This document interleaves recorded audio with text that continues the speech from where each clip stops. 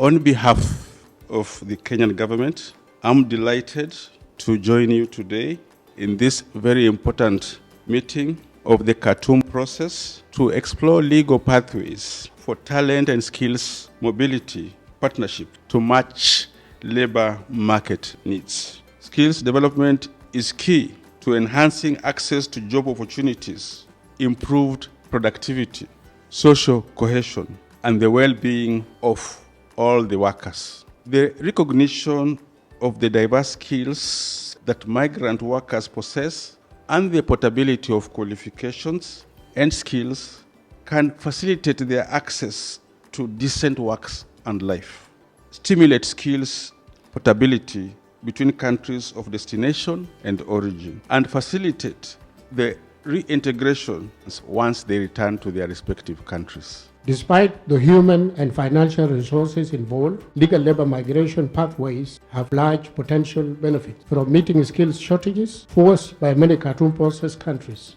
to offsetting the negative impact of aging populations to curbing incentives to migrate irregularly.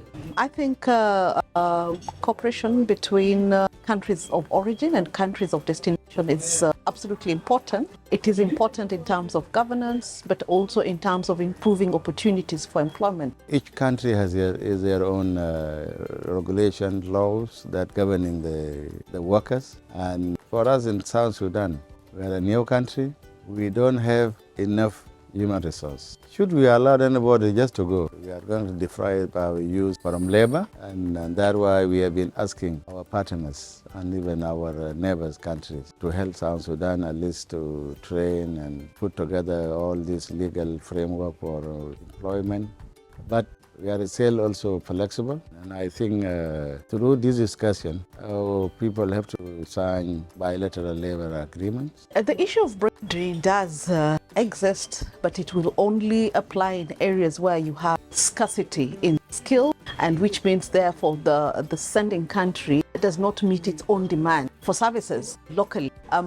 You find when you have these partnerships and cooperation between countries, it will be targeted, it will be measured, and there'll be definition of quotas, such that if, for instance, you're sending out so many nurses or artisans, that is already something that has been well thought through, and with clear targets, with clear quotas, and in that respect you find the sending country will not suffer, and at the same time the receiving country will not suffer, because it will bring numbers that will meet its need. At the end of the day, we benefit from the skill that migrant workers will take to South Sudan, whether foreigners or our people returning back to South Sudan. So we really need to work with them, and especially our diaspora. So you have a continuous supply, but also there's a skill transfer, because then the training needs will not just meet the local needs for a country such as Kenya, but also upscale and exposed to the peculiar needs of the destination countries. So it manages very well the issue of brain drain, and you can only do that by way of deepening cooperation and partnership between the sending countries and the receiving countries. The fears are different from the perspective of the country of origin. There's always that concern that they are losing talent. But at the same time, they want to tackle issues such as unemployment. Countries of destination nowadays know very well that demographic challenge is there. They do need labor in order to be able to sustain their social systems. But again, opening that door is still comes with a lot of risk, because they want to be able to have their constituents feeling secured, and the issue of social cohesion that comes into question when we are opening doors. And I think projects such as the Inspire project are excellent, because they create that enabling environment for these two countries to come together and be able to dialogue really where their problems are. How can we mediate and broker those differences and find solutions that work for everyone in the dialogue. So far, I heard a lot about theoretical part of things, and now we're looking more best practice examples. So linking policy options and concrete modalities of cooperation in the area of legal and labor migration. My recommendation is to learn from each other, and then also see what is in the skill profiles of citizens in their country and then in other countries.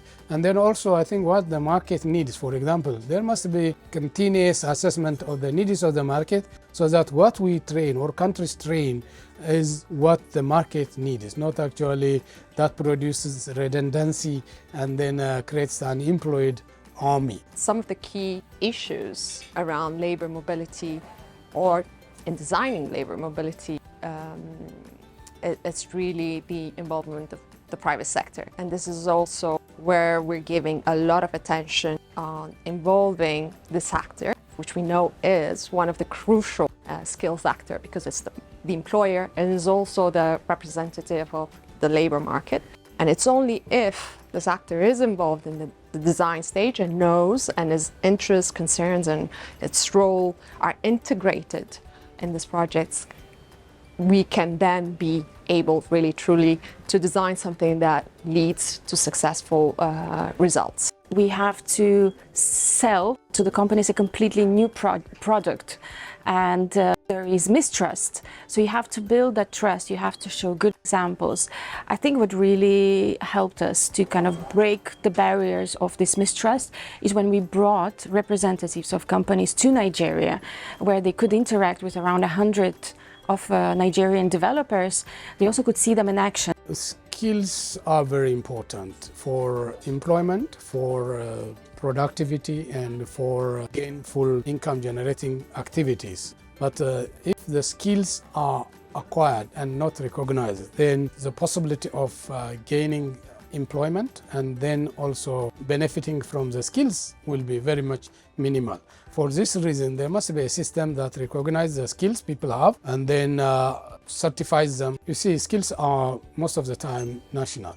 The people develop skills or countries develop skills according to their national standards. So when it comes to recognizing them across a region or between countries, the systems could differ. Unless there is a framework that would actually harmonize the training programs in terms of even naming and then the amount of time spent and then coverage, the profile of the skills, then it is very difficult to recognize for countries. So that is where regional organizations like ours have to work on having a common framework so that people can easily get their skills recognized, because the framework would describe what labels and types and then amount of skills that they have acquired or should be covered by training.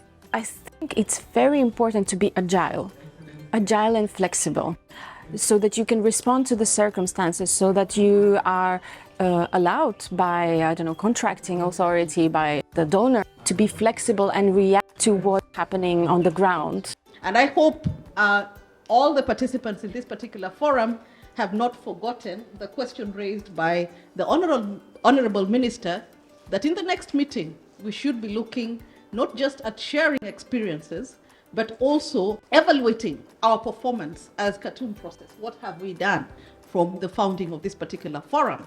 Are we making progress? Are we meeting our aspirations and goals? Are we on track?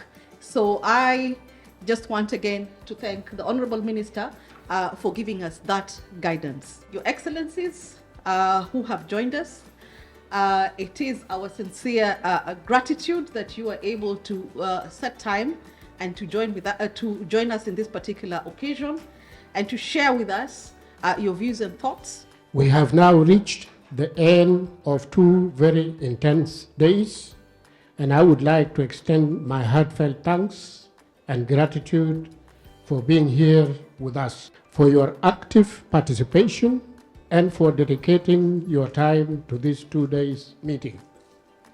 This is a testimony to the importance of the topic and the fact that indeed Khartoum Process partners are committed to deepening the dialogue on labor mobility.